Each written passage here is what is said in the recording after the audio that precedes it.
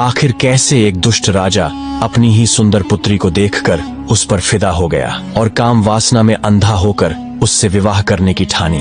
प्राचीन समय की बात है। किसी राज्य में राजा कालभद्र राज्य करते थे। राजा कालभद्र कुछ सन की किस्म के थे। एक बार राजा भ्रमण करते करते जंगल में चले गए। जंगल में घूमते घूमते उनकी भेंट एक सन्यासी से हुई।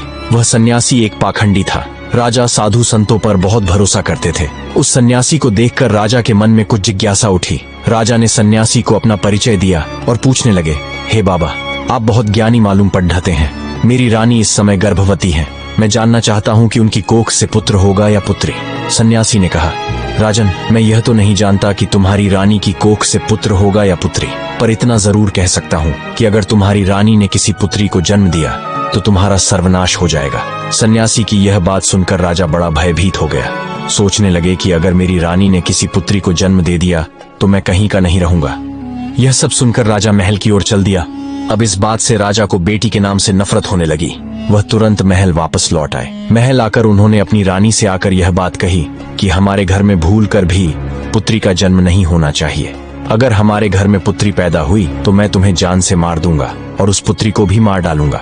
राजा की यह बात सुनकर रानी डर गई। वह जानती थी कि राजा बड़े ही जिद्दी किस्म के हैं। अगर पुत्री का जन्म हो गया तो वह उसे मरवा सकते हैं। इतना कहकर राजा वहां से चले गए। अब तो रानी रोज भगवान से प्रार्थना करती थी, हे परमात्मा, मुझे पुत्री मत देना, वरना राजा उसे जीवित नहीं छोड़ेंगे। दोस्तों, भगवान की कृपा से राजा कालभद्र की रानी ने सर्वप्रथम एक पुत्र को जन्म दिया। यह देखकर रानी और राजा दोनों बहुत प्रसन्न हुए। राजा तो इसलिए प्रसन्न हुआ कि पुत्री न हुई, किंतु रानी इसलिए प्रसन्न हुई कि अगर पुत्री होती तो कन्या हत्या का दोष लगता।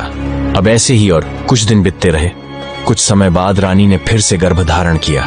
बच्चे के जब जन्म होने का समय आया, उसी दौरान राजा को किसी जरूरी काम से दूसरे राज्य में जाना पड़ गया और उसे लौटने में कई दिन लगने वाले थे।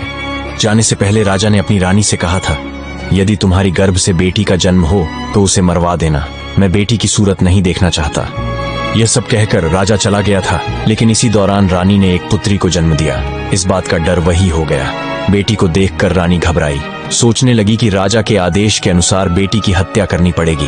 ये निंदनीय काम मैं कैसे करूंगी? मैं एक माँ हूँ और मेरे लिए जितना मेरा पुत्र प्यारा है उतनी ही बेटी प्यारी है। अब तो बेटी को देखकर रानी एकदम से रोने लगी और कहने लगी, हे भगवान, अब मैं क्या करूं? कन्या हत्या का पाप बहुत बड़ा होता है। रानी बहुत बड़े धर्म संकट में फंस चुकी थी। रानी को रोते हुए देखकर उनकी जो दासी थी वह उनके पास आई और पूछने लगी, महारानी जी, घर में पुत्री हुई है, ये तो बड़े ही सौभाग्य की बात है, पर आप तो बैठी रो रही हैं, इसका क्या कारण है? क्या कोई अनहोनी हो गई? रानी बोली, हे दासी,